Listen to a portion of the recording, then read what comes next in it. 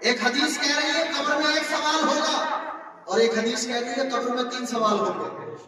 ایک سوال کون سا ہوگا؟ بخاری موجود ہے، کہتے ہیں ایک سوال ہوگا ما کنت تقول فی حق ھذا الرجل، نہ اللہ کے بارے میں پوچھا جائے گا نہ دین کے بارے میں پوچھا جائے گا، اگر پوچھا جائے گا تو محمد رسول اللہ کے بارے میں۔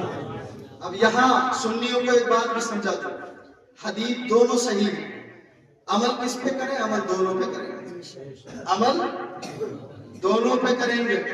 کیسے عمل ہوگا؟ علماء نے تطبیق بتائی ہے، تطبیق سن لیں تھوڑی سی۔ تطبیق بتائی ہے کہ کتنے بچے یہاں پر نوجوان اور بڑے جنہوں نے high school, inter, B A, M A وغیرہ کیا ہے، بی ایس سی وغیرہ کیا، کتنے ہیں؟ ہاتھ اٹھائیں ذرا۔ کتنے پڑھ رہے ہیں کالج اسکول میں؟ ہاتھ اٹھا دیں۔ کتنے پڑھے ہیں؟ پڑھے ہیں ماشاءاللہ، چند ہی پڑھے ہیں۔ آپ نے جو آپ کا پرچہ آتا ہے ایگزام کا، اس میں منیمم 10 سوال، 12، 15 سوال آتے ہیں، 5 بھی آ جاتے ہیں کسی میں۔ تو ان سوالوں میں لکھا جاتا ہے کہ سوال نمبر 5 لازمی ہے، ہوتا نا، ایک لازمی ضرور ہوتا ہے پورے پرچے میں، کمپلسری کا ایک ہوتا ہے لازمی۔ جی، مطلب کیا ہے؟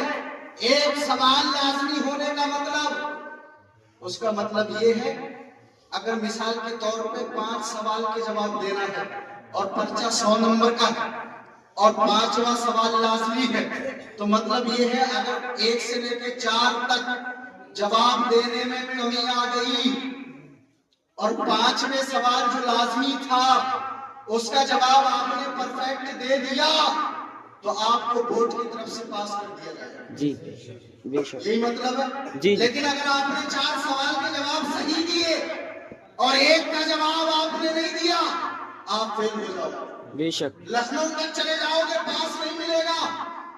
تو مطلب یہ ہے جو سوال لازمی ہوتا ہے اس کا جواب دینا بھی لازمی ہوتا ہے۔ یہی علماء نے فرمایا قبر میں 3 سوال ہوں گے لیکن تیسرا سوال لازمی ہے۔ آہا بے شک، تیسرا سوال لازمی ہے، مطلب یہ ہے اگر 2 سوال کے جواب دے دیے، من ربو کا بھی جواب دے دیا، ماں دینوں کا بھی جواب دے دیا اور تیسرے سوال کا جواب نہیں دیے گئے،